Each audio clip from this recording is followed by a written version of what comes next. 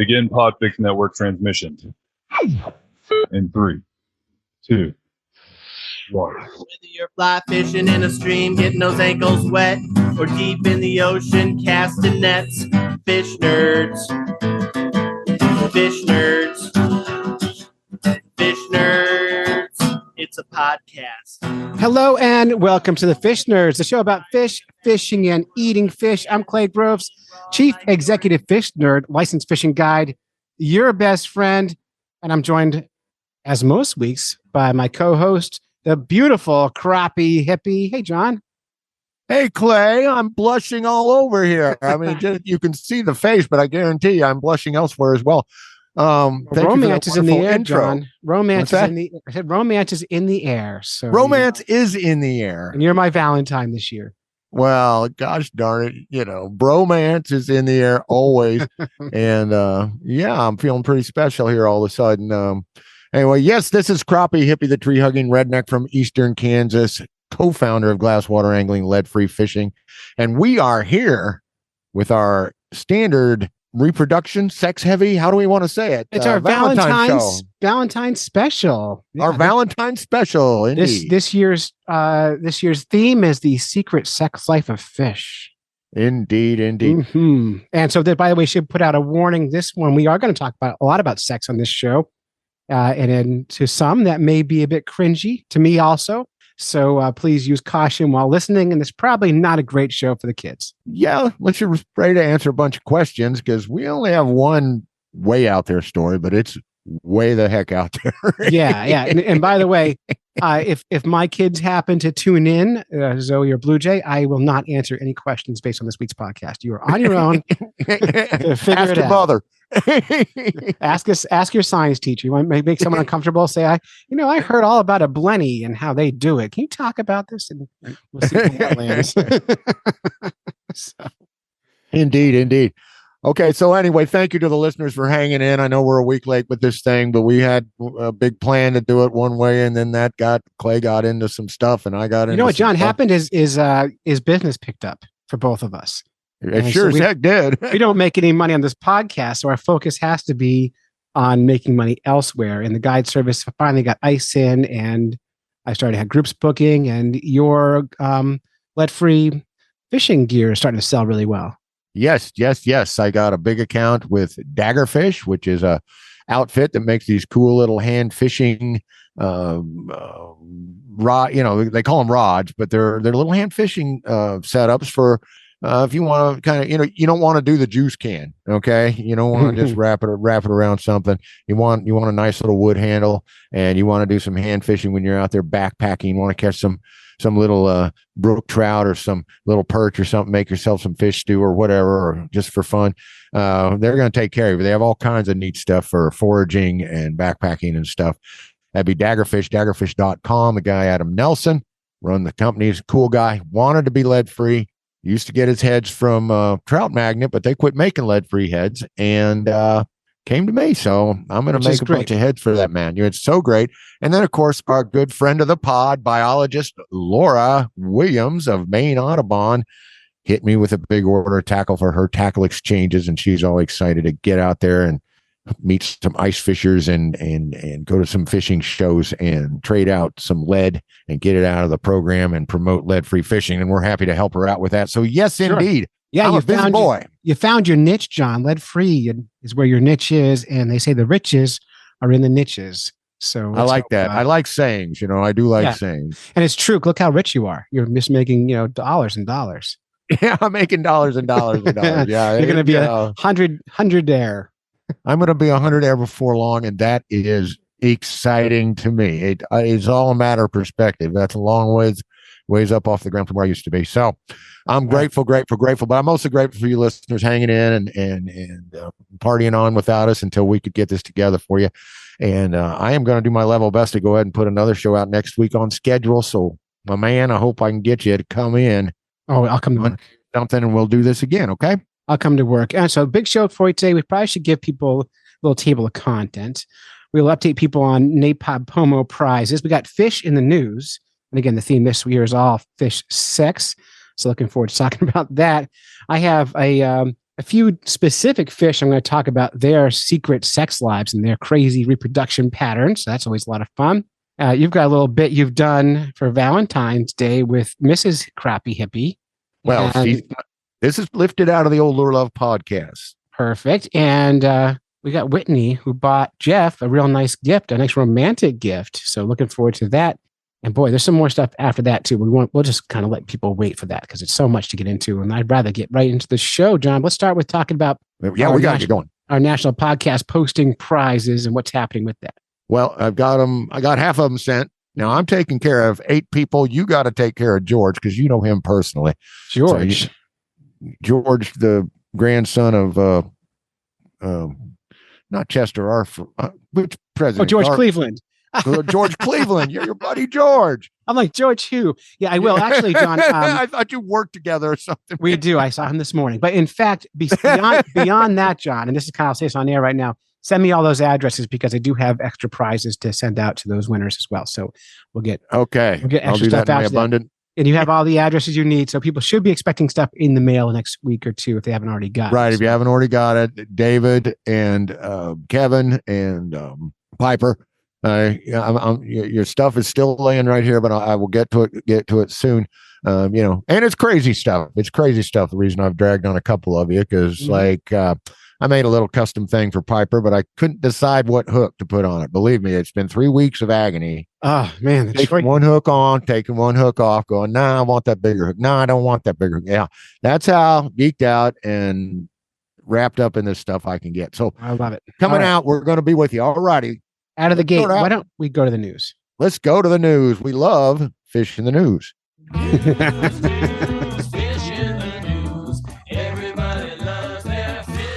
You know what's funny about the wrong button, John, is I've labeled my buttons and I don't look at them when I hit them. I just reach over and hit the button without reading because that's how I roll. Fish nerds, we're professionals. Well, yeah, and maybe you can get some sort of mental training to where your hand just automatically knows. I know they're all color coded, but let's move forward. The first story, actually, John, this made national news, including recently on Wait, Don't Tell Me, one of my favorite NPR news shows.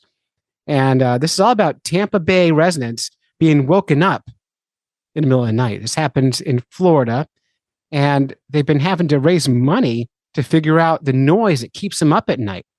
And so every night they go to bed, and the people who live on the coast, which is Tampa, are woken up by this humming and thrumming noise at night. And one resident raised $2,500 and gave it to scientist James Lacascio to investigate the bay by installing underwater microphones. And they figured out that people in Florida are being woken up by drumfish having sex, doing the ugly. These guys may at night in the winter times, and they make noise by flexing their muscles. And everyone is surprised, even though it's been happening for years, but it's not well known. So it made the news. And by the way, I feel like this makes the news every single year. Yeah, I feel like it makes the same. I've heard this before, and it cracks me up because on 2 counts. First of all, what did you expect it to be? A bunch of conceptual musicians underwater doing something? I don't really know. You got a bunch of vegans drumming out there, having a big orgy on the beach. So, and now what are you going to do about it? Because it's just like, okay, we can't exactly. I can't see the poor Tampa policeman out there trying to ride up a black drum. Right. Have you been to Tampa? Have you been to Tampa? Oh no, I have not. Okay, so Tampa, there's some really nice parts of Tampa and a lot of trashy parts of Tampa, and a lot of places where hearing sex in your neighborhood wouldn't be surprising. There's a lot going on in Tampa with the sex trades, and so I think that residents should worry less about the black drumfish and what they're up to, and maybe what the people in the no-town motel next door to them are up to. So they got like FOMO. Maybe there's something in the bay I need to know about. Right. I'm missing out on something. Or maybe I complain about the fish doing it so I don't have to think about what's happening in the $20 an hour motel next door to my house. Yeah, $20 an hour. I'm not kidding, John. This is real.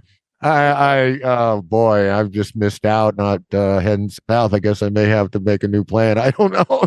That said, I was in Tampa last Christmas, and I did a lot of fishing. Didn't catch any black drums, but I did catch some sheep's head. and the fishing was pretty good down there. So now's the time to listen to those drum fish do it while you catch other fish, I guess. I'm not sure how much they eat while they're spawning. A lot of fish don't eat while they're spawning. Oh, right. You've got to get a reaction strike or something like that. Yes, angry. Indeed. Yes, indeed. Yep, or have a lure or spoon that just looks like a fish that they want to do it with. They're gonna just bite that fish because they're just in the mood. It's romantic. Yeah, right. We catch a lot of fish because they're trying to just snap at other fish, drive them away from their area. They get a little territorial, get a little excited there. Well, don't we all, John? I'm telling you what, if I was doing it and a bunch of people walked in on me, I would bite them as well. Yeah, I'd be like, get out. Or it depends on who they are. I might be like, well, maybe there's something new. I don't even see. We got to keep this under control, brother, because we all have these things we've heard, and but the whole key party thing, I'm just like, if I ever, there's always somebody telling me, and then they had this thing where they called it a key party. Oh God! And that's when I left, and it's just like, oh my gosh. I know. I'm not going to yuck someone else's yum, John. I think I'm not either. But I'm just like, it just kind of would hit you out of nowhere, Oh yeah, you should know about it.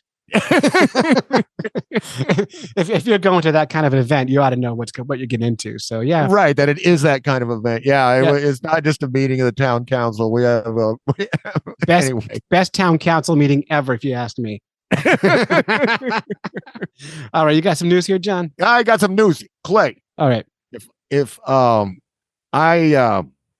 want you to watch something, video or something like that, which is going to make you want to watch it more? If I say watch this video or don't watch this video? Oh, if you say don't click on it, or if it comes up on Facebook and it says like hidden contact may be offensive to some, I'm going to watch that video first. That's what I thought. And I may not watch the other one ever. Well, this thing is what gets me. This was rather old. This is more, back in 2023. But I came upon it because exactly what it was. The whole thing, the article is not so much about what's going on or what happened, but that well, let me just get the trout out of the bag here, okay? This couple was busted for putting rather fringe sex videos on the internet. One that supposedly involved a grave, and another one where they had indecent contact with the fish. Well, who hasn't? Well, there's the animal rights people that think all our contact with fish is indecent. I don't know that I have ever, we get people doing a lot of crazy things with fish on this podcast and in this segment. But yeah, what happened is this veterinary clinic in Tasmania, one of their assistants was the woman half of this man-woman plus whatever exchange. And so they're getting a lot of hits and a lot of people searching their site trying to see the video because she used to work there. And I'm telling you, it's supposedly a really, really raunchy, really, really, depicting acts of depravity. I mean, with a trout. And I was going to ask you, do we know what kind of fish it was? That's important. Yeah, that's a detail because some fish want it. It's terrible, Clay. I mean, it's something that no one should want to see. No. I searched for it for over 4 hours. Of course. Now your browser history is ruined. That's right. I'm loaded with viruses and everything else. Always go incognito mode on your computer when you're doing these searches. Or better yet, do it on a phone where you can't get a virus. There you go. Tips from those that know. But there's a picture here of the accused woman in a different video holding up a very worried looking trout. So, indecent acts with fish. And have you ever accidentally had an indecent act with a fish? Accidentally? Yeah. Like accidentally? Yeah. Have you so I'll give you an example. So I don't even know what you're asking, man. All right. So coming up in March, when I'm catching yellow perch through the ice, the yellow perch seem to really love, especially the males, love being caught.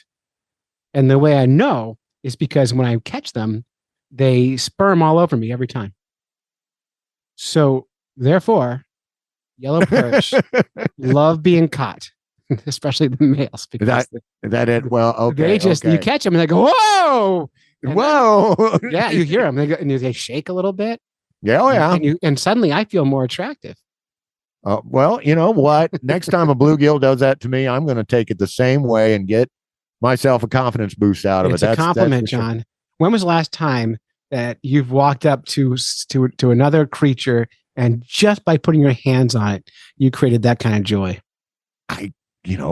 Golly, I don't want to get too confessional here, but I don't have that kind of power. It takes a lot more effort usually. Yeah. So yeah, it's faded over time, and life is not as kind as I had hoped it would be. Right. But anyway, there you go. It's a video of a man and a woman and the trout, and I can let me put this out to internet land, all listeners. Please do not find this video and do not send it to us. Yes, so we don't want to see. I don't need it on my browser. The fact that it exists is problematic enough. We're joking about it, but I don't want to see it. Yeah, and if you find it and click on it, you are paying people for that kind of stuff. So don't do it. Yeah, I think anyway. It's an older story. It's from back about almost a year ago. But I bet that video lives on the dark web somewhere, and there's some. Oh, without a doubt, and that's stay away from it. That's out of my range, out of my. And this was wheelhouse. in Australia, right? Yeah. I would expect that from Florida, but not Australia. Come on, Australia, get it together. Yeah, you can't be the Florida of the world. I mean, it showed up in the Aussie news. Apparently, this couple, at least the lady, worked at a place in Tasmania. I don't know how much popping about people do between Australia, New Zealand, and Tasmania. I don't know how big a boat ride. John, there's no difference. There's no difference. Okay. No, same place. All right. We just lost our 5 Australian listeners, and yeah. He was like, "Oh, mate, Right, and then we gained 10 more. Yeah. Yeah, Luke's holding up our end down there. He's like, "Oh yeah, I saw that." Okay. You could probably shed some light on it. He may, perspectively speaking, different culture. Maybe they just think differently about fish. Think so? No. All right, we got more news, John. Let's keep going. Of course, we got more news, and this takes me back to this next story. They say, what do they say? Build it and they will come. Oh, yeah. Well, yeah. All right. I did that unintentionally, but it's funny. But yeah, it's true because I did a report on the salmon streams. We're going to California now. Another crazy place where people are pretty easy going. But this is all right. So this next story comes from California, where people are pretty easy going about their tastes and other people's tastes, which is it's cool, whatever. But this is back to more of a biology thing. In that Sacramento. And how they're having problems getting them into these streams up around Sacramento. Well, just a few miles south of there, in Oakland Bay, San Francisco Bay. I don't know. It's San Francisco Bay, like the whole thing, and then there's smaller bays, I guess. And these rivers come in there. There have been these near superhuman efforts on the part of volunteers. The East Bay Municipal Utility District has their own biologist, which is really cool. And she has been working for 10 years to restore gravel beds that were lost because of siltation or flooding or whatnot. And in addition to that, she has gotten the water company, the East Bay Water Company, to pulse fresh water at the proper time. Her name is Michelle Workman, and she is out on the Mokelumne River. And she's been working her keister off for the past 10 years to bring the salmon back into this river. Well, listen, you build a bed, baby, and something's going to lie in it. Here they come. The average from 1940 to present was about 5,000 fish a year. Right. She had 24,000 fish in the river this year. She must have made some. Did she make the beds heart-shaped, or do they have a little box in? They vibrate? That's right. That's right. No, the preferred comfort for Chinook salmon is just nice little gravel bed. So, everybody has their own thing, I guess. And, but a nice gravel bed and getting the water to flush into the bay, because they stage up there and they wait. And when they feel that fresh water, they feel that salinity change, they start moving up. And this river is not that big. And they have a film of her standing out on this bridge, and this river, literally, the old expression, you could walk across the fish. It looks that way. It is pretty cool. But build a bed and they will come, Clay. They will. I keep saying they will. I'm going to lay in it. Okay. The younger, more viral fish will try. The older ones will give it a go. But they may give up before they finish. Hey, they must have some amazing times, because of course, once they're done, they die.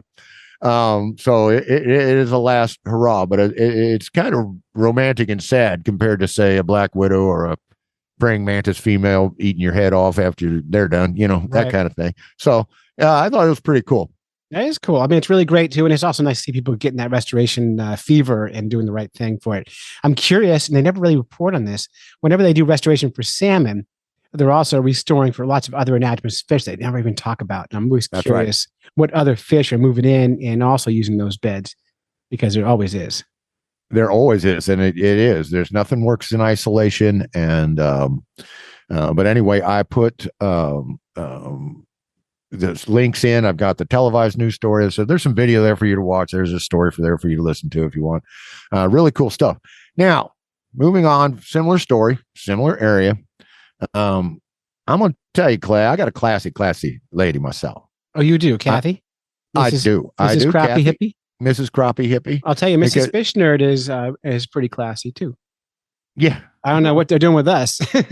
I have no idea, but I will tell you something right now. A classy lady, classy person, whatever. Nobody wants to do it in a dirty bed.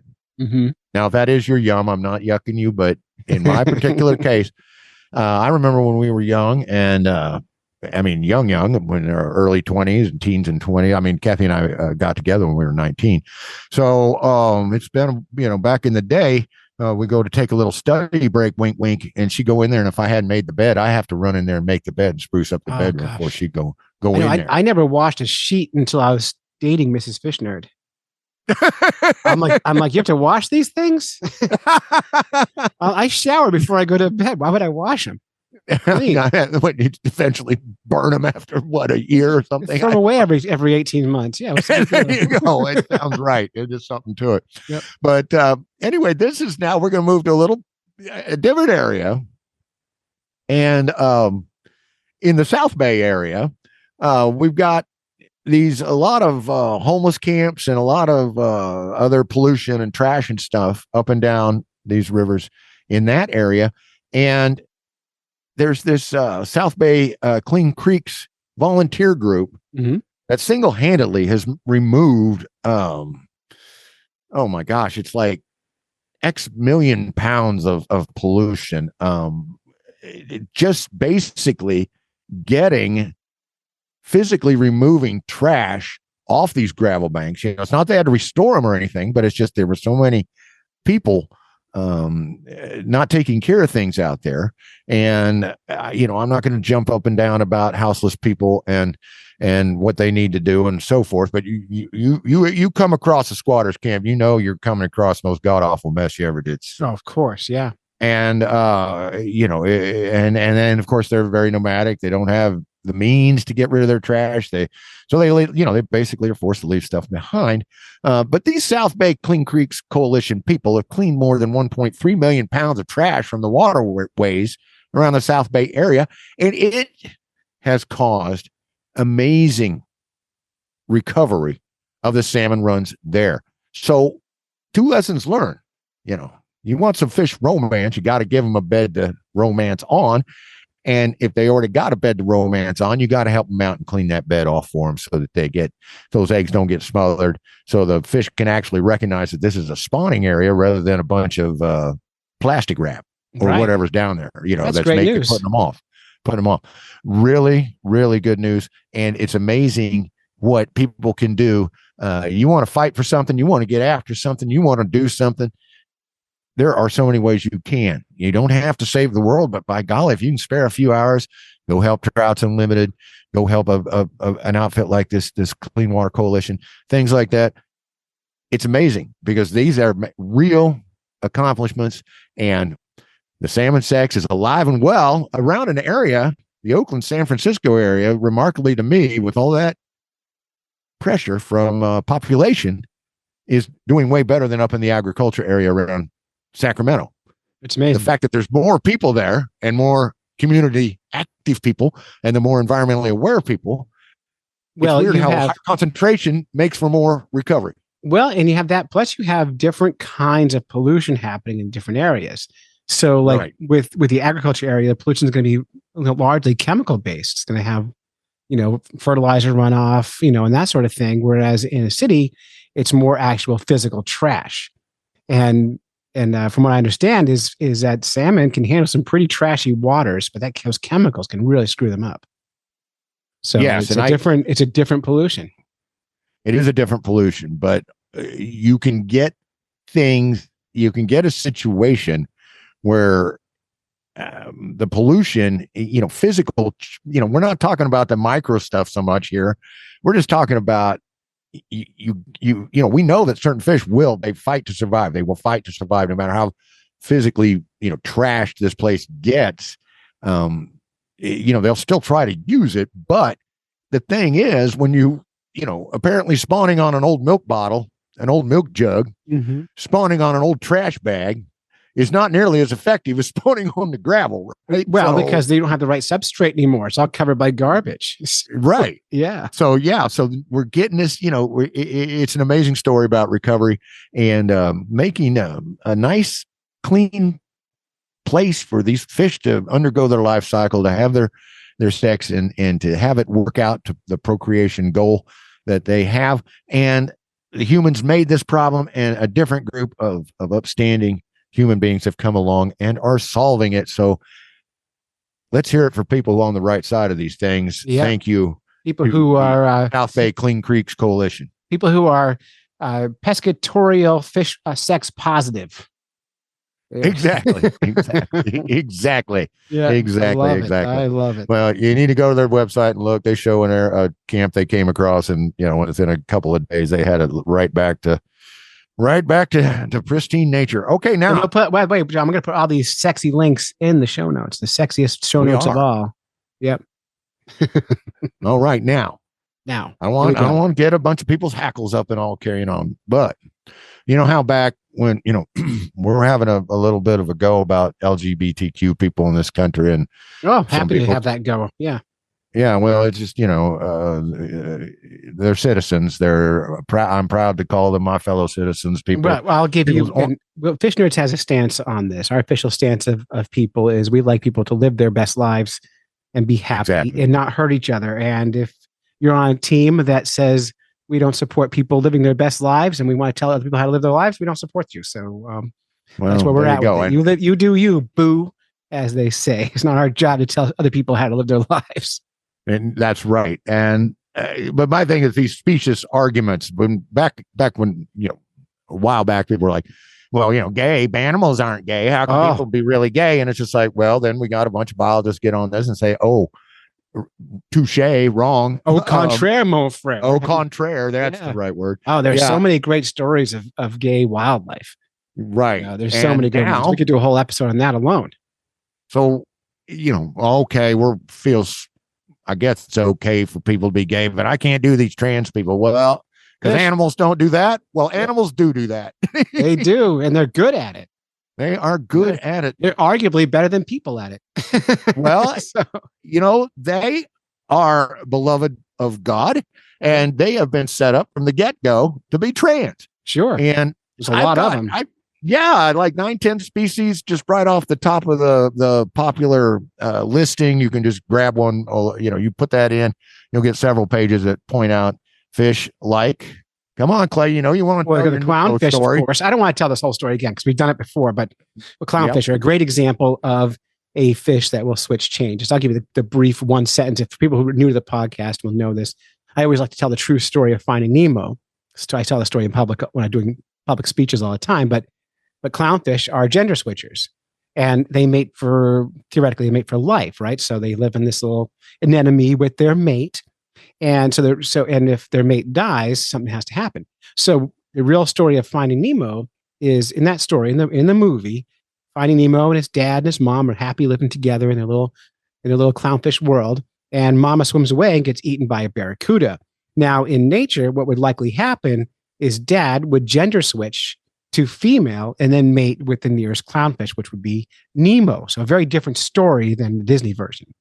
It'd be a little uncomfortable to have that in Disney. So, yeah, but it'd be an interesting story, and that's how it runs. Well, the story that I'm about to talk about is the absolute champion of gender switching. Mm-hmm. It was in a Nat Geo article, and in order to look at the article, when you follow this link, you're going to have to give them your email, so you may or may not want to do that, but I did because I just had to read it. Gotta know.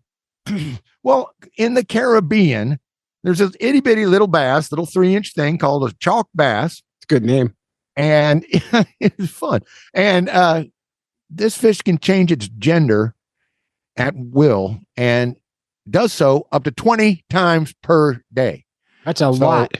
It comes upon another chalk bass, and that chalk bass is grooving female. Mm-hmm. They'll assume the male role. And they've got, I read it twice, and I still wasn't completely clear. They can create sperm packets and egg packets. They can, so it's with pheromones. They're still studying exactly what sets them off and how they know. Oh, you're all cranked up to do the female thing, so I'm gonna get all cranked up the other way. Right. But anyway, they can switch back and forth up to 20 times a day. Very, very easily. Now, now I was reading about other fishes who do this, and even though they have both genders, a lot of them, they aren't procreating with themselves. They still need to do it with a mate, but they'll switch and still cross over those gene pools with others in their they'll share genetics still. Right. A lot of them. And do you know if these guys can reproduce, or do they need a mate? I think they need a mate. Yeah, I think so too. Yeah. Usually with especially with bony fishes, they need that mate. If you get into some of the fishes that maybe have more cartilage for bones, or Doc Martin probably said some like that. There are fish that do reproduce without a partner, but I don't think these are it. Yes, there are some. Yes, indeed. There was a movie I would call a noble failure called Enemy Mine, and Enemy Mine. I love that movie. It's a cool, and the Drax, the aliens, they were self-fertilizing, just get pregnant out of the blue. Sure. So, cool stuff. But anyway, that's all I had on transfish. I see that you've stuck some new notes in here. I do want to break out the news here, which is wraps up our news. Break out of the news, and I'm done, brother. And I'm going to share with you the secret sex lives of fish in just a second. Let me hit my news button here. It's the orange one. News, fish in the news. Everybody loves their fish in the news. Everyone, it seems, wants to get more fish in the world. It's up to you and me, girl. Come on. There's only one way we're gonna get more fish in this world. It's up to you and me, girl. Let's spawn. All right, John. I promised you the secret sex life of fish, and I did a little bit of homework. And luckily, I'm not the only person who does homework on fish sex. Lots of people like to write about it. So I actually used just one source today. I found hundreds, but I have one source that had some fish I hadn't talked about before on this podcast. And we've done this before. And I wanted to do some new fish. So I went to the Fisheries blog. So I'm going to give them some credit here on the show. And I found a few examples of some fun, interesting ways that fish make new fish. So, when two fish love each other very much, John, I'm going to give you the whole fish talk. But actually, I'm going to talk about a few species of fish. Have you heard of a pirate perch? I have not heard of pirate perch. So pirate perch spawned by using salamander holes. Okay. Have you heard of this? Have not. No, they spawn in salamander holes, and they actually have to spit their gametes into the holes to reproduce. Wow. Yeah, and it's interesting because their urogenital pores are located right next to their mouth, like right under their mouth. So that means their butt and their throat are in almost the exact same place, which we'll call an anus from this point forward. Okay. So why would that be important? Well, the reason it's important, John, is because they spawn by sticking their heads into tunnels and root wads made by salamanders. And then they pump the gametes through their gills and spit them out through the mouth down the canal as far as possible. So the female will swim up and stick her head in the hole and go and spit some eggs into the hole. And then dad has to come along and do the same thing with his sperm, spitting his sperm down the hole to make new fish. That's pirate perch. And I think the whole time they're going, ye matey. I'm going to make me some new babies today. Pirate perch. First Envy me, humans. I can blast it out my face. Do you ever reproduce in a hole? Let's not talk about that. All right. Move on. Moving on. John, you must know about grunion. I know about grunions. Right. Right. Grunions spawn on land. Yes, they do. California is known for these great grunion runs. My mom was telling me as a kid, she used to do grunion fishing. They're in the big spawn. They run out there with nets and just scoop out hundreds of grunions when they were doing it. But these silversides, they ride full moon tides and they strand themselves along the beaches in Southern California. And by temporarily asphyxiating themselves, that causes them to have fishy orgasms.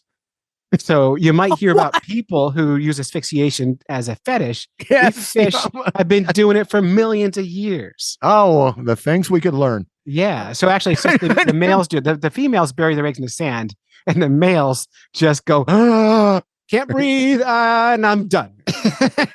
And they finish on the sand, and all that leaks down through the sand. And there are so many thousands of males doing this on top of those eggs all at one time that those sperm get their way through the sand and fertilize those grunion babies or eggs and making grunion babies. So there you are. Asphyxiation fetish fish. Pretty good, huh? It's good. And I'm kind of, I just, this brings up this mental picture back, my friend group back in the day when Kathy and I were much younger. There was a young lady in our friend group that was rather a crazy dancer. Mm-hmm. And her nickname was Street Grunion because of anyway, if you saw this, the whole thing, you'd get it. But it's a good name. By the way, there is a website called grunion.com. If you want to learn more about grunion conservation, you can do that. And by the way, after these eggs are fertilized, the very next high tide will wash them all out to sea. So the babies aren't born in the sand, they're born in the sea, but the eggs are fertilized in the sand by that giant asphyxiation orgy. That is interesting because I've seen everybody. That's a popular animal documentary topic is the grunions but apparently they're so good to eat that, and so many people are in on it. They've got to be protected. It's crazy, right? Well, that's the trick about fish, John. Most are good to eat, but if they're easy to catch and good to eat, it's going to be more attractive to us. So right? Yeah, right. All right. So, John, you ever meet like a gay dude who hangs out with all these really hot women because he's gay and they're comfortable with him, and you think, man, if only I was a little bit gay, I could have all those hot girls hanging around with me too, right? Yeah. You know what I'm talking about, right? We've always I've had some great gay friends, very good looking guys who their girlfriends are all like just super attractive girls, and they're very comfortable with them, and they're like, they change their clothes in front of them, and they tell him everything, and you think, man, that guy's living my best life. But this actually behavior is a fishy behavior. This happens in fish. Have you heard of a fish that does this? Well, what that affects that pretends to be gay to attract females? No. All right. Well, it does happen. Than the things I'm thinking of. You're thinking of like a sneaker male, like sneakers. Sneaker males. Yeah. Right. Where the fish will put on colors of the female foot to sneak past a big bull to mate with all the other females. That's more like a bosom buddy game. Right. This fish actually pretends to be gay to attract female fish. So it comes in, it sachets, it listens to show tunes, the whole thing. Non-threatening. Non-threatening male, right? So here we go. So it's a fish called a mollie. Have you heard of a mollie? I have heard of mollies. Aren't they aquarium fish? They could be, yeah. Most fish are if you put them in an aquarium. They also live elsewhere. I think my mama had some mollies. Yeah, well, Atlantic mollies. They're black. Atlantic mollies we're talking about, and they exhibit a thing called dominant hierarchy. And the small subordinate males have to sit and wait while a large crowd of colorful dominant males monopolize the females. So all these females are being mated with by all these dominant, beautiful males. So how can this misfit bachelors prove their worth to females? Well, they have to demonstrate their skills on one another, of course. So, okay. So these fish, these mollies, have to demonstrate homosexual behavior with each other, and that increases their attractiveness to male. These females are turned on by watching these males have fish sex with each other. Okay. That's a real thing, John. I'm just reading the news. You know, I'm just telling you. Isn't nature wonderful? Isn't nature wonderful? So these guys are like, man, I can't get laid with those girls. And the other guys are me either. I'm like, well, why don't we just do it together? At least we got the good feelings. You know, gay for the what do they call it? Gay for the stay. Gay for the stay. Like when you're in prison gay for or the something. spawning run. Yeah. Okay. Right. But then that action of being gay for the stay, females look over and go, hey, those guys are really good at it. And they leave those big, beautiful males and go over with the homosexual mollies, who turns out aren't homosexual at all. They're just showing off. They're just showing Look off. what I can do. And that works for them. Yeah. So. Well, mollies. Everybody finds a way. Yeah, I fully support that. It's really funny. Also, but I mean, I just learned about this today, and I thought I've got to tell everybody about gay mollies and how they how they attract females. So you're going to be in the fish, the aquarium, the pet shop, or wherever, and you're just going to be like, mollies. I fully support it. I fully support you. Yeah, they all have little I'm sure flags. that'll be a relief. Yeah, they got little flags are flying. They march in parades. The whole thing. It's all good. Yeah. I'm fully supportive. I love it. Right on. And I also love about it, John, is just that, again, we earlier were talking about this whole science argument that people who don't support the LGBTQ plus community will use science as they're saying it doesn't happen in nature. Well, boom, hammer down. Boom, yeah. Hammer, it happens a lot, and they like it. And good for them. And finally, John, I've got one more story about a fish called a fantail darter. And what a fantail darter does to attract females is you have heard of these things before? Yes, I've heard of fantail darters, but I heard of them as far as it goes with me. Right. Well, they trick females into mating with them. They're a little bit of a little like catfishing, I guess. Is that what that is? When you a little bit of lounge lizarding. Yeah. Yeah. Well, they fake out females to spawn with them by using fake eggs. They have fake eggs. Fake egg. Yeah. And they spawn upside down. So male fantail darters guard cavities on the bottom sides of a flat rock. And they want to prove to other females they're good fathers. And the way that females look at these males and they go, okay, if they're a good dad, that means they probably have already mated with someone or are guarding some eggs. But how do you get to that first female if you're not already guarding eggs? Well, you produce fake eggs. So you can trick them. So male fantails have large orange spheres on their first dorsal fin that look just like their egg, like the female eggs. They look identical. You couldn't tell them apart. So the females invert themselves to lay eggs on the roof of the nest. His eggs mimic that. So those fish hang upside down on these rocks, and with those fins touching the rocks, it looks like a cluster of eggs. The females see that, and then they go and squirt their eggs and glue them to their rocks, and then the male can spawn on them. So they feel like that guy's a swell guy. I support that. So is it that he's so they think he's a good father? It's not I used to be in a heavy metal band, or I'm really rich and was an astronaut. So the equivalent would be, let's say you're a single guy and you've got a friend who has like a 3-year-old niece, and you take that 3-year-old to the park and push her on the swings for a while, and some girl looks over and look how good he is with that baby. And then they come over and they have that conversation. I get it now. So I get it. That totally works. Way to go, that. Puppies work same way. So you can bring a puppy to the park and you can meet girls. Bring babies to the park, you can meet girls. Or if you're a fantail darter, put some eggs on a rock and fan over them. And all of a sudden, oh, look at him. He's a good dad. I'm going to come give him my eggs. Yeah, there it is. There it is, John. The Secret Sex Life of Fish. Hope you like those new ones. I love those new ones. That was fantastic. Every one of them. Thank you so much for that, Clay. That was awesome. Really, thank you to Fisheries Blog for giving me those. I completely lifted them from their website, and I will share a link, of course, in the show notes and send them a thank you note. Indeed. Please do. All right. Well, coming up, for all of you that missed Lure Love, we decided, well, Clay asked me actually, and I said, sure, I'd cut this little thing out of our Valentine's show and we'll From pop the it in here. archives. It's in the archives, but we're going to bring it to you here. It's a little, that show was crazy, Clay, because somehow we got in our minds that we were going to do a comedy skit-based type infotainment show. It was a good show. It was a lot of work to write all those skits, and it's mostly just silly dad humor, but this one came out a lot of fun. So sit back and listen to the time Crappie Hippie bounced his gift ideas off Tim Tacklebox Beat and Lucy, the Lure supercomputer. Lure love, I can't get enough. Got a space in my tackle box, just got to fill it up. Lure love, I can't ever stop. Don't got a basement, got an underground tackle shop. Well, John, have you decided what you're doing for Valentine's Day this year? Oh, I got a few ideas. Okay, let's hear them. And I will offer my appraisal, so you can't go wrong.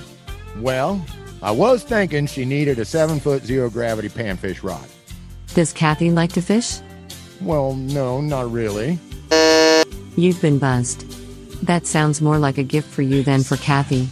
Oh, well, I guess, but I thought she could appreciate the beauty and the action of the rod before she let me borrow it. As in borrow it forever? Bro that knows. Deleted. Next gift idea, please. Okay. Well, then how about some new Carhartt insulated coveralls? Those would be so comfortable. In what size? I think an extra large men's ought to do it. Kathy wears an extra large men's? No, heck no. She wears like a small women's or something.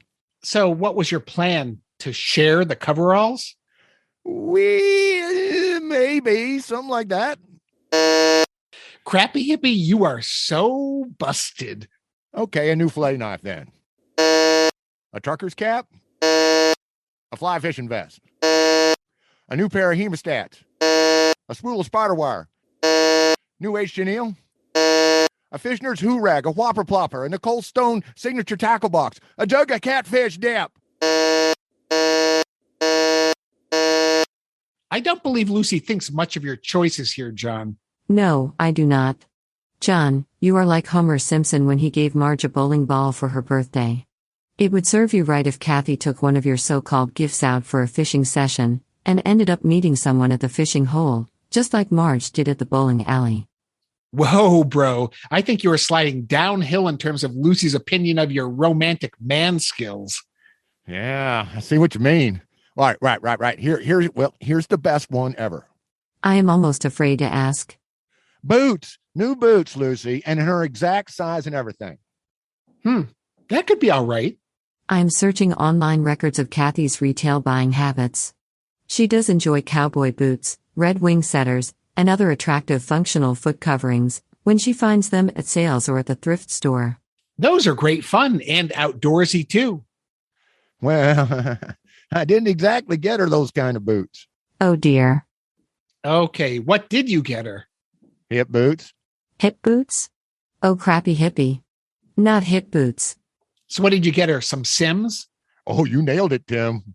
But you said Kathy doesn't fish. They ain't for fishing.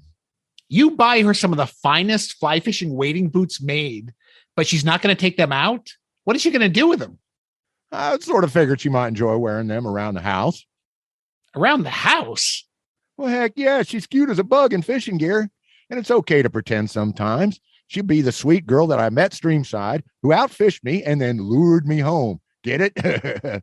And of course, if she does have to fix the sump pump or shovel some manure or something like that, she's going to have the perfect gear to stay neat and tidy. Crappie Hippie, you are hopeless. Poor Kathy. Oh, heck, Lucy, you know I'm just joshing. Kathy would never let me get away with giving her hip boots. she's got more going for her than that.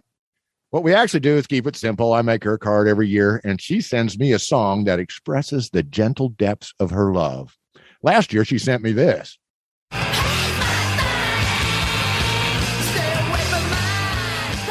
Now that's love. Kathy Yelland is the first lady of grunge. I guess I should have had more faith in you, John, and in Kathy. It's no shame, Lucy. No matter how smart you get or how much data you collect, you will never understand romance. Crappie, Hippie, and I have been at it for over 40 years without any firm conclusions. But bromance, on the other hand, is easy. So the only lure I'm giving my pod bro on this special day is a hellbender, dude. It's the deep diver with the heart-shaped dive plane. Oh, wow. This is a great White and Glitter 900 series, like the one you caught all those Lakers on at God's Lake when you were a teenager, right? Oh, it's not like it, Tim. It's the very lure. I love you, man. John, I'm honored. You are the king. All right. So wasn't that cute? That was, I remember hearing that when it first aired, and it's still just as good. The fun thing about podcasts, John, is you can go back in history and listen, and you forget sometimes all the great content that people have made. And I miss Lure Love podcast. It was by far my favorite fishing podcast. I even liked it more than the Fish Nerds.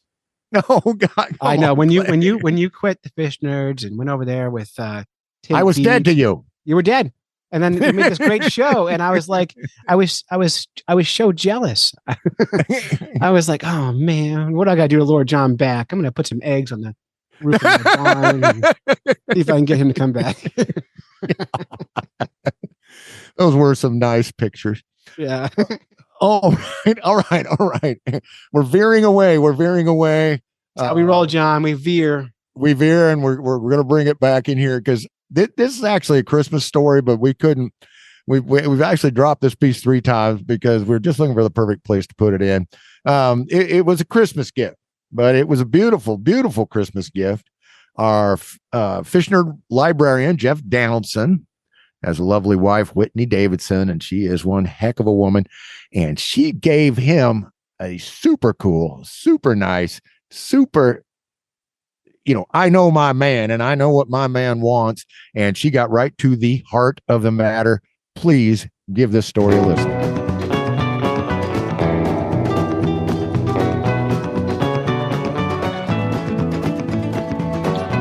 All right, Jeff, it's great to have you in Glasswater Studios this morning. I am just out of my mind about this news. I was on Instagram and I saw your post about the flesh flies, and I'm like, flesh flies? And then I saw that you are getting to go to a special place in Alaska, and I'm going to let you pronounce it for me. Yeah, it's Katmai. Specifically, it's going to be mostly the Naknek River. But yeah, Katmai National Park. That's if you're familiar with the bears and the waterfall, that's where they are. Now this is a different river, but yeah, I'll be over there with the bears. If you're familiar with the Fat Bear Week bears, then that's the bears. Well, I'm telling you, when you put that up, and I did accidentally pronounce it correctly, Katmai, I looked it up, and you just scroll through picture after picture after picture of bears. And yeah, a couple of them with the body parts in their mouths, some unlucky tourists, but right. I guess they're worth seeing. But we need to backtrack because the listeners don't even know what we're talking about. So I'm just going to leave it to you to tell us about your special Christmas, man.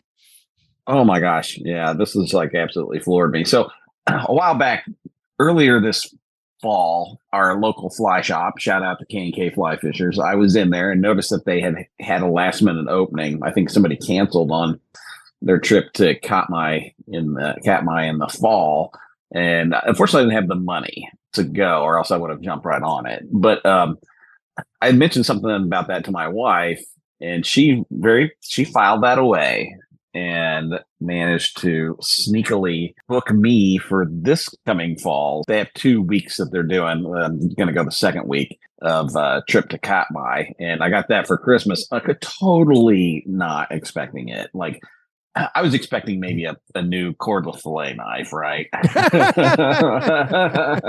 And she had put it on. One of the things I had asked for was one of those boards with a clamp on it that you use to clean a fish with. You know what I mean? Yes. And so my in-laws had got me one of those tables that you use to clean fish on that has like the sink and the faucet and everything. So that's going to, we'll put that to some use here. Not too long, but I got that, and then she had me open. She was like, "Just open this one last." I could obviously tell it was the the fish holder board thing, right? And I thought, okay, and then I opened it up. I looked, oh, some cool, thanks, and was clamped on it was a little thing that she'd made. She'd made a little thing in Canva that said, "Hey, here, fishy," and then on the inside it said, "You're going to Katmai with K&K in 2024." I was like, "What? What?" I was gobsmacked. I was just like, yeah, I just was absolutely floored because, I mean, I don't know if I'd be the person to spend the money to do this, right? So she's like, "Well, I'm gonna spend it for you."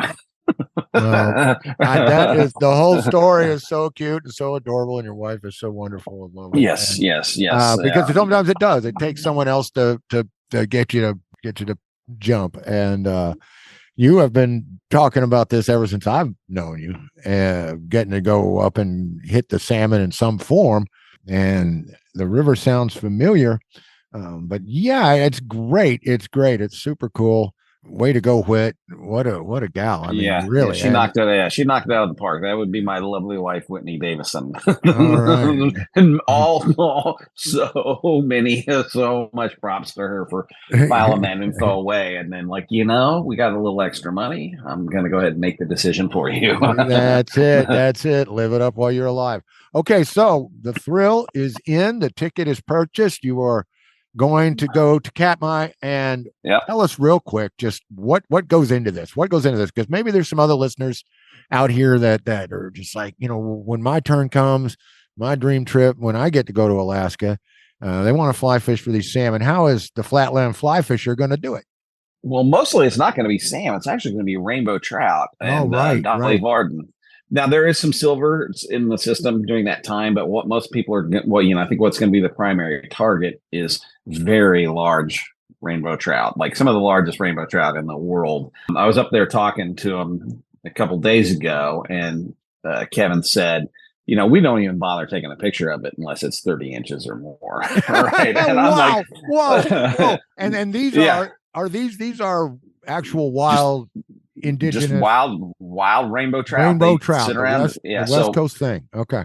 Yeah. So what they're doing is they're just sitting in there eating salmon eggs and dead salmon flesh all the time, and salmon smolts. I mean, it's all, the reason they're so huge is that this is one of the most productive systems for salmon in the world. This is the Bristol Bay area, which has just absolutely enormous runs of sockeye salmon. And so the reason the fish are so gigantic here is entirely based around the fact that we've got all these sockeye salmon running up in here, laying eggs. They're chowing down on eggs. And then when the fish die, that's the salmon or the flesh fly thing is literally the fish, the salmon die and they start to decompose, and big chunks of salmon meat come floating down the river, and the fish just sit there with their mouths open and eat decomposing salmon. And then in the spring and early summer, they're eating all the salmon smolt that have hatched out. When I'm going in September, it's going to be almost entirely egg and flesh fly fishing for the most part. And with the eggs, it's going to be bead. I've never fished beads with a fly rod before. But that's the thing. They're like, you can fish other things if you want to, but that's what you're going to catch the vast majority of the fish on. So just surrender your purity and just use the beads. Just use the flesh fly. Yeah. You are matching the hatch in terms of, I know people have a problem with the beads, but the beads do prevent kind of deep hooking on fish. That's kind of why they got started doing it in the first place. Was fish tend to really inhale egg flies and get them hooked way down deep in their mouth or their guts or whatever. So the bead is pegged on your leader a little ways up from the hook, and what happens is they bite the bead, and then as they kind of turn or whatever, they'll get hooked with the hook in the mouth rather than getting deep hooked. So it's really about protecting the fish. I know people have purity issues about fishing beads, but it really is a way to protect the resource by not having them get so deep hooked all the time. Well, there you go. That's good to know. And I'll tell you that nobody can get pure. This is crazy. This is a time where these dollies and these huge rainbows are acting just like big old catfish. And you want to get into the fish brotherhood, They don't care. They don't throwing shade on each other. If rotten meat is what's on the menu, I'm not a rainbow trout. I'm a channel cat now. And just like a channel cat will come up every now and then and eat moths and stuff off the surface of a pond at night and pretend it's a dry fly trout. Well, here we go. This is what fascinates the heck out of me. I cannot stand it. I've heard about it. I've seen about it. But the bears will be there. There will be bears around, absolutely. I mean, now the place where the bears most people think of is Brooks Falls, and that actually won't be on the river that we'll be fishing. We will go over there to that area and look at the bears and maybe do some fishing in that river, but the real action is over on the Naknek River, which is considerably bigger, and it's going to be fishing out of a boat mostly. You can get out and fish if you want to, but I'll kind of get into kind of what they're going to be having us do. A lot of it's going to be using the bead rigs, and honestly, I'm not even going to bother taking one of my rigs up there for that. I mean, they've got stuff.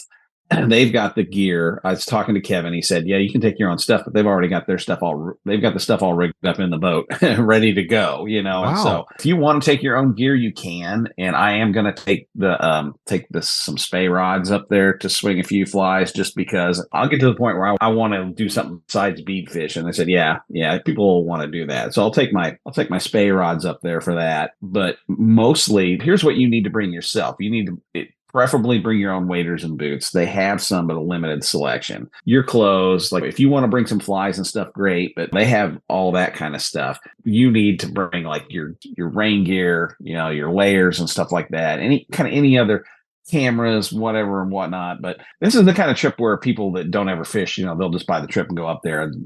This could be how it could be. And a guy just put a rod in your hand and say, here, use this. Because I was talking to them about, like, do I need to practice my casting or anything? They're like, no, literally, this is just flopping out big indicators this is literally just a lot of roll casting and just flopping those indicators out there with beads on them and a fair amount of weight. So it's not like fancy fly casting. It's going to be pretty basic, the good old bobber fishing, basically, turned fly rod version. But well, it's interesting to me. Now I want to ask you a couple of things I've heard about Alaska. Like, a lot of people that travel up there say use the double parka system, because you're going to need one for one day and one for the next day, because you tend to get damp and you need to let your layers dry out, especially your overcoat. Also, I didn't know if that was how you're going to pack and what kind of temperatures you're looking at and what you need to protect yourself. Yeah, I mean, like in September, it can be anywhere from 30 to 70. I mean, it just kind of depends. That part down there is a little more temperate than, say, like up around Fairbanks where Trix is, but it still can get fairly cool. It can be rainy, it can be wet. And so, yeah, I mean, I've got my good Sims wading rain jacket thing that'll definitely be my outer layer. And then I'm going to have multiple like inner layer type stuff. Yeah, I even went and bought a new completely waterproof submersible backpack thing, so I can just shove all my layers in that. It doesn't matter how hard it rains, it will not get wet. Brilliant. So, and that equipment's going to that stuff will get its test runs here when we start fishing again in the spring. Right. And we will be back with a follow-up report. Even if Jeff does get eaten by a bear, Whitney and I will come in and do it. So don't worry, bro. Yeah. The other thing you got to really be aware of, although by September it should be past the worst of it, is going to be the bugs, right? I've heard the mosquitoes and the black flies and the no-see-ums and all that. But by September that should have died down some. But I'm still taking my hat that has the net that drops down around it, because it can be pretty miserable. And bring some good repellent. I've got that Sawyer picaridin stuff that seems to work really, really well. That is good. And they even say bring some sunscreen, because sometimes the sun does come out, and sunglasses, polarized glasses is a big thing to have. It's likely it's going to be your typical kind of Pacific Coast day of the kind of Pacific Northwest or whatever. It's probably going to be gray and cloudy. And Southern Alaska, it's where the peninsula, where the Aleutian Islands go trailing off into the ocean. Interesting. Okay, real quick, give me some weights. Give me, these 10 weights or the 8 weights. What kind of rods are we using? What kind of line? What kind of things will these guides be providing? Tell me about it real quick. so pretty much and I've been doing some research on this. Pretty much the go-to rod for Alaska trout fishing is a 7-weight, which is a pretty heavy fly rod. For this for down this part of Alaska, that is very much kind of the standard. So, and they like to use long ones. They like to use 10-foot 7-weights in order to kind of keep some of your line off the water. It makes it easier to mend when you're doing some of these drifts. But yeah, you take a 5-weight up there and you hook into a 30 some odd inch rainbow, you're gonna be not to say that it can't be done, right? I mean, I'm sure somebody's gone up there and taken a 3-weight just for giggles, but you want to be able to get these fish in a reasonable amount of time. Yes. And then as far as other rods go, now you can bring a 5-weight. We'll probably go like here or there, go like fish a smaller stream, maybe just for giggles. And I'm actually going to take a 10-car rod. I knew it. Even if it's just it looks like there's a little creek that runs right by the lodge, like literally runs like within like about, I don't know, 50 yards of the lodge. There's a little creek. I'm like, I'm gonna go throw a 10-car rod in that. Now, a 10-car rod against 36-inch trout, forget it. It's gonna just destroy.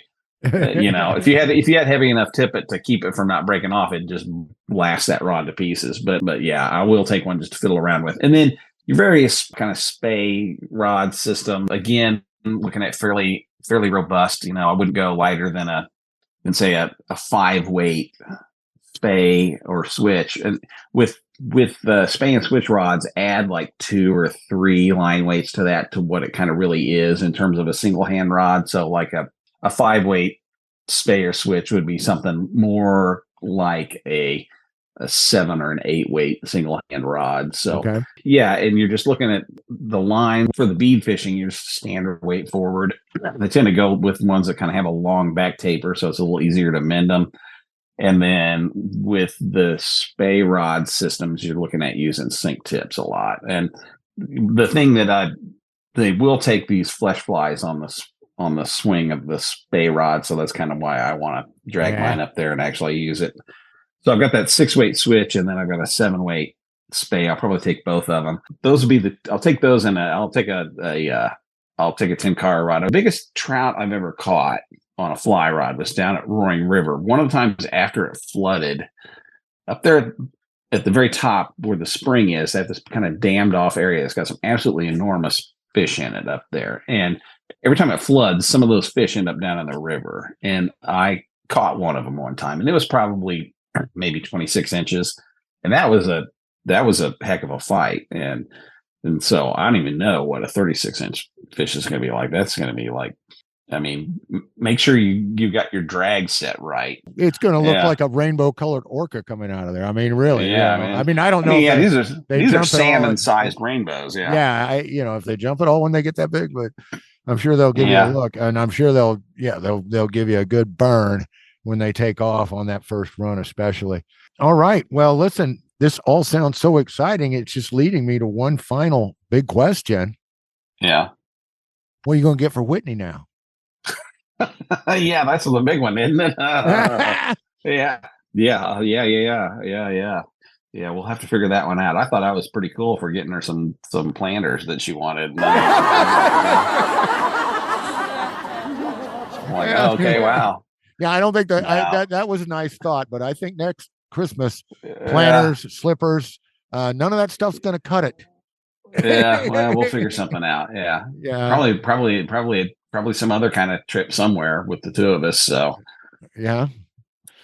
Well, that, or if you want to get her something more individual, you can always sign her up with a series of massages from a guy that looks like Keanu Reeves or something like that. Right. All right, brother. Well, listen, this is exciting. We will have you back when you get back. I'm just kidding about the bears. I'm sure the guides come well armed and know, and you will be out in your boat most of the time, except when you're off navigating your tiny side creeks. That's the part where I'm going to be like, I've been, I've been in bear country before. I know what you do. You just constantly talk to let them know you're coming. Okay, because that's it. Situational awareness is what it's about. But yeah. Okay. All right. Well, listen, I love the confidence, and I am once again. Thank you for sharing this on Instagram, and thank you for sharing it with the listeners. We all wish you well and a great trip, and I will talk to you soon.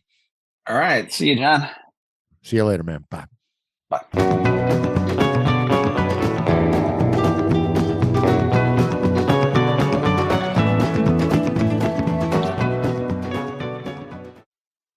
Well, Now John, I gotta stop you. I gotta tell you, I was today years old when I learned that Jeff was married.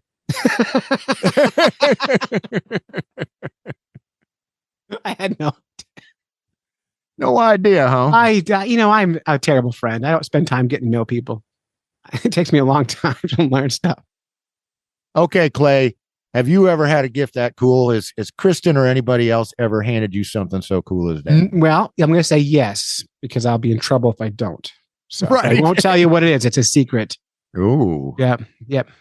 Okay. Yep. Well, that's awesome. But I'm telling you, this is the wife of a fisher. This is someone who knows. Mhm. She may not be into it herself, but by golly, although she'll go. But anyway, awful good.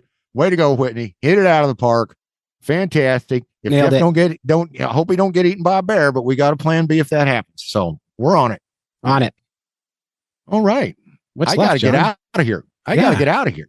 You I do. got a meeting with the public relations liaison for Congresswoman Sharice Davids. We're going to talk about Glasswater Angling, lead-free fishing company. Is a Kansas company, a small business. Congresswoman Sharice Davids is a Democrat congressperson from the Eastern Kansas, and she is interested in all things small business and all things environmental. And they invited me to at least get. I'm going to be Congresswoman. Adjacent. So I'm going to be talking to one of her assistants. So this is going to be really cool. But I got to get on out of here, man. Let's wrap this Congratulations, up. by the way. That's Well, amazing. thank you. Thank Yeah. I can tell you most politicians don't want to talk to me. you. Can't imagine why. All right. Well, we got to wrap this big show up. And John, I think we did a solid Valentine's special. Well, I think so too. Way to go, Clay. Nothing says romance like two old white guys. Yeah. Two old farts talking fish and sex. Yeah. Heck yes. So, well, these folks have been listening to us talk fish sex when they should have been fishing. Or doing it. Yeah. All right. Yeah. We want to thank our wives, especially for putting up with our silly romance.